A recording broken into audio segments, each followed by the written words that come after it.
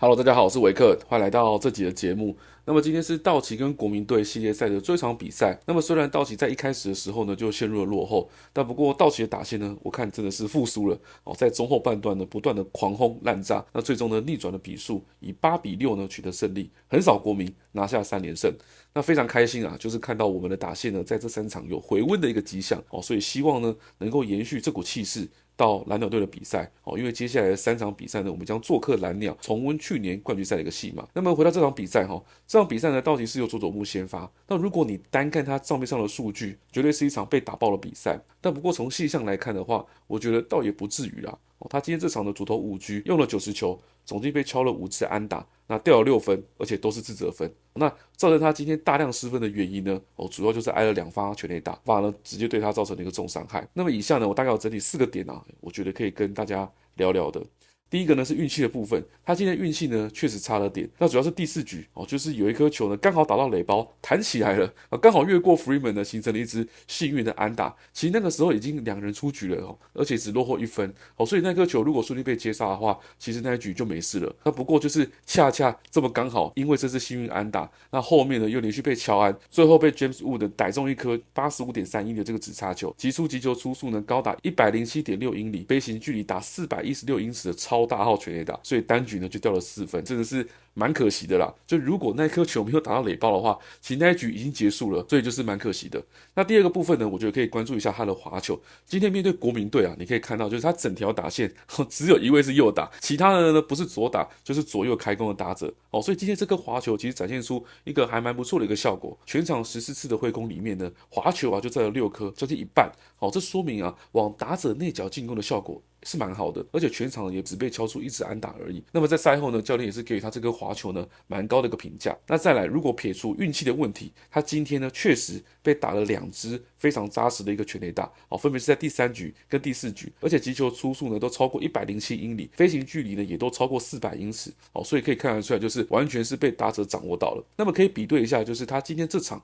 跟上一场面对守护者队的时候先发了一个数据，我们就可以发现为什么他今天这场会被打。首先呢，你可以看到就是他今天这场的球速呢是全面下降，哦，不管是他的四缝线、滑球还是直插球，球速呢都比他上一场面对守护者的时候还要来得低。那特别要看到的是他的四缝线，在面对守护者队的时候呢，到第5局啊，你可以看到都还维持在97.6左右，而且第一局还有98.5。但不过今天第一局啊就只剩97了，到第5局呢就只剩96。哦，这对他来说呢绝对不会是一件好事。这个原因呢，等一下后面再跟大家说。那再来呢，可以发现就是他今天这场很特别哦，他的转速呢，突然大量提升了。上一场比赛他的四缝线速球平均转速在1938转，今天却暴增到2205转。那滑球的部分呢，也从1987转提升到2081转。那直插球也是微微的上升，这代表就是他今天这场球确实呢很会跑哦，四缝线甚至还有带一点上窜的一个效果。那从数据上面来看，也确实他比上一场比赛呢制造了较多的挥空，整体的挥空率呢也从26%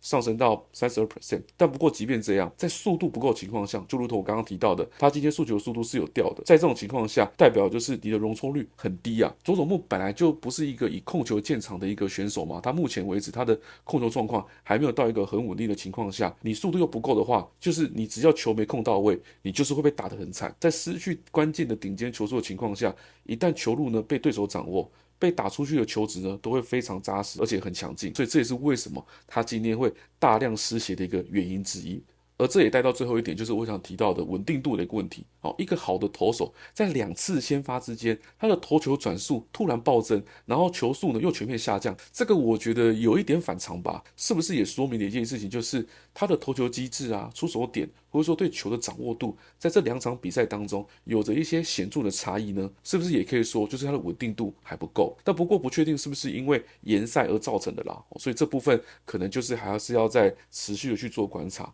所以整体来看呢，我觉得如果你把运气不佳这件事情考虑进去的话，他今天这场其实是不差的，因为他也有投到第5局，即便他在第4局的时候呢遇到乱流，但不过还是能够在第5局的时候能够稳住阵脚，我觉得这个是很关键的，因为就怕他心态崩掉就完蛋了。了。就如同在春训的时候，教练有提过，你不能够要下场休息个20-30分钟之后上来，你才知道怎么投球。所以今天这场第4局，即便他遇到了乱流，运气不佳，然后又被敲了全垒打，但不过他第5局还是很顺利的，就是完成他的投球工作。但不过拿到运气成分，然后实际的去分析他的投球表现的话，确实还不是那么稳定了。就是如果你每场先发的高低起伏都这么大的话，那对于一位先发投手来看的话呢，绝对不会是一件好事。所以后续呢，我们还是要持续的去做一些观察。那么再来就是看一下打线的部分。虽然今天道奇早早处于落后，但不过打线还是很争气。在下半场的时候呢，开始展开反攻，分别是在第6局的时候攻下2分，第8局的4分大局一转战局，还有在最后第9局呢又有贴分保险分，最终才以8-6赢下这场比赛。那么道奇今天整体的打击状况呢，其实蛮好的全队总共敲出了11支安打，整体的预期打击率呢也高达3成18%。那全队的强击球的比例呢也是非常优异的46.2%。那么大谷翔平呢，绝对是这场比赛的核心人物之一他在3局上呢轰出了一发击球初速高达114.6英里，那飞行距离达438英尺的超大号的全垒打。这支全垒打呢是今天全场击球出速最快、飞得最远的一颗球。那么大谷在今天这场呢也缴出了2次安打，并且带有2分的打点。那么除了大谷以外我们的捕手 Dalton Rushing 呢今天呢上场了，那他也在第6局呢贡献了一发全垒打。Teoscar 也在第9局敲出了一发阳春炮，为球队埋下了保险分。那最后要提一下，就是今天这场比赛的一个骑兵吧，或是伏兵，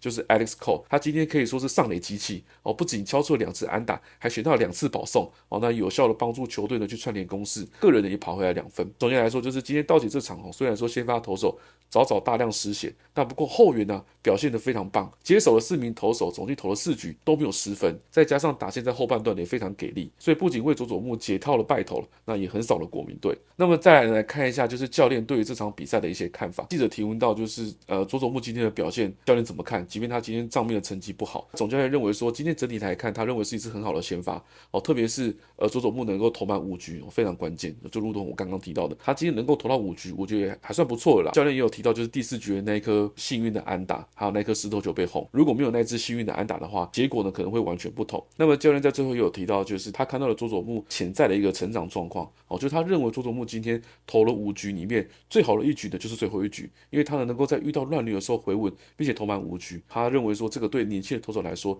是非常重要的。那我认为也是这样就是即便他今天遇到一些运气不好部分，那确实球也被打得很扎实，但不过他能够在遇到乱流之后又能够马上回稳，我觉得这个是至少啦比他在春训到现在的状况，我觉得是有一个算是很明显的成长了。那再来是佐佐木的部分，那记者是有问到说，在面对国民打线第2轮的时候，大概就是在第3局跟第4局的时候吧那个时候是有出了什么状况吗是他们的打击策略有改变呢，还是你的投球哪边出了问题？那佐佐木回应到，就是第2轮主要是速球跟指叉球的这个威力下降。那这点确实就是如同数据上面看到的，在速度不够的一个情况下，控球不到位呢，就很容易被造成重伤害。那2支全垒打就是速球跟指叉球被打出去的所以比较不像是什么打者有什么策略调整其实很单纯就是球看得很清楚，所以直接就出去了。不管从击球出速还是从飞行距离呢，都可以证明这点。好，那么以上呢就是今天所有的内容，希望你会喜欢。我是维克，我们下次再见，拜拜。